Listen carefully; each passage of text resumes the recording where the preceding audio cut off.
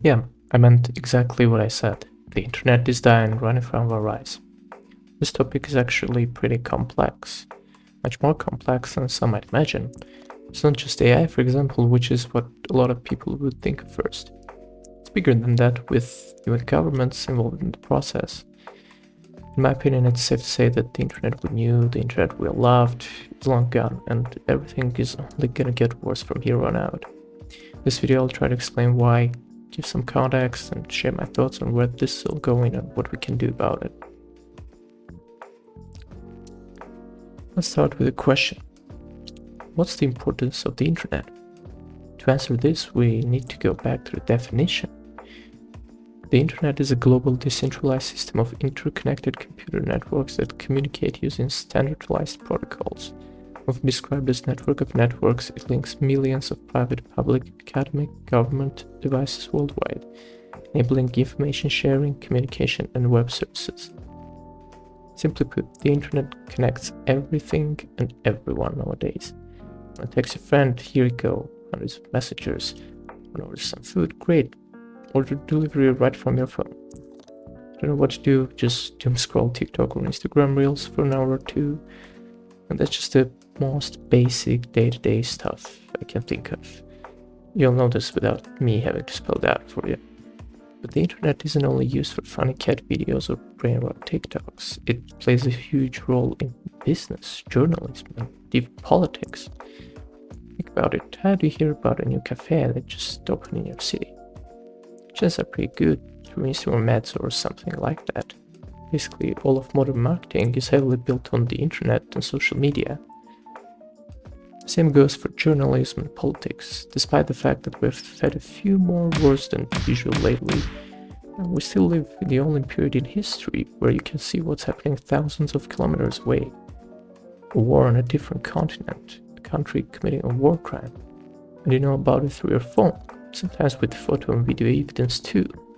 Believe it or not, that actually does affect those who plan on committing war crimes, because no matter how big or powerful the country is, it still thinks about the consequences once the world finds out. The internet also connects people who are thousands of kilometers apart. How else would a Mexican and a Russian end up playing Counter-Strike together, right? For example, you wouldn't be able to watch this video either. The importance of the internet honestly cannot be overstated. We all love the internet, right? But even so, we have to admit that it's not always used in the best ways or for the best reasons. And while I think of that as a necessary trade-off, it can be used by some to manipulate entire nations into accepting internet restrictions. We're seeing that happen right now in countries like the UK, Australia, and many others. In countries like Russia, the internet has been getting blocked slowly but surely. At this point, it's almost fully restricted, I think, and really for no good reason. But it's not only the authoritarian countries doing this. The UK is a good example. You can straight up get jailed for posting a meme or a comment on Twitter. They also try to restrict the internet and social media access for anyone under 16, which some people might think is a good thing, but honestly, I'd say they've got bigger problems to fix if they really want to keep their kids safe. Australia has done exactly the same, and the EU apparently plans to follow. As you might know, the EU also tried to push through something called chat control, which would have required messaging apps like WhatsApp, Signal, email providers, and social media platforms to scan all private messages, photos, and files for illegal content. Basically, they'd be able to see all of your messages and images if they wanted to. Fortunately, that bill didn't pass yet, but it's just a matter of time before they try again. Looking at all of this, it becomes pretty obvious. They're working really hard to control you while making you think in a way that you'd actually let them do it. All under the cover of child safety or general security, and eventually it will only lead to more control. Who knows, if they succeed, we might end up with a US firewall, or an EU firewall, and so on. That's the first and most important thing. And then there is AI. I'll be honest, AI can be useful in the right hands. It's good at optimizing and automating businesses and other stuff. It also helps with certain questions, kind of acts like a browser for me, for example. Or hence handles small tasks like removing the background from a photo or putting together a draft image. But in terms of what it's doing for the internet, to the internet, the damage is enormous. The amount of AI slop that floods my Instagram feed every single day is just insane. I don't even watch that stuff, it keeps coming. Worst part, even big companies are actively using it now, not just small businesses. It's really hard to describe just how much AI slop pisses me off. If there wasn't already enough garbage on the internet, now there's 100 times more.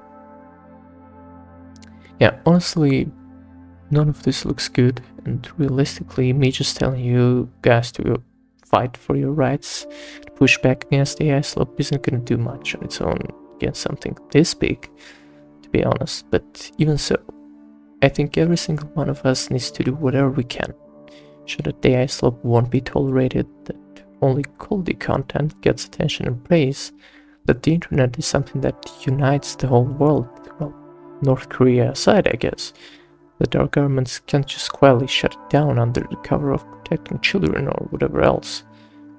You remember that the internet we had like 10, 15 years ago?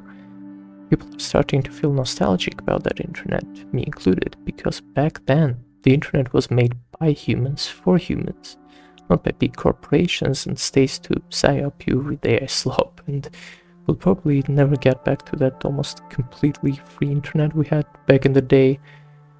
More likely we'd have a nuclear war and lose the whole concept of the internet entirely, but we have to at least try to protect what we still have, not let it become just another tool in the hands of corporations and governments, same way they took over TV.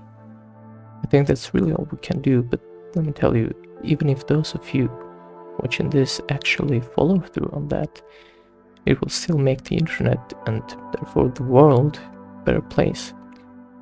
So don't forget to like, subscribe, share the video, you know the drill. Appreciate it. Peace out.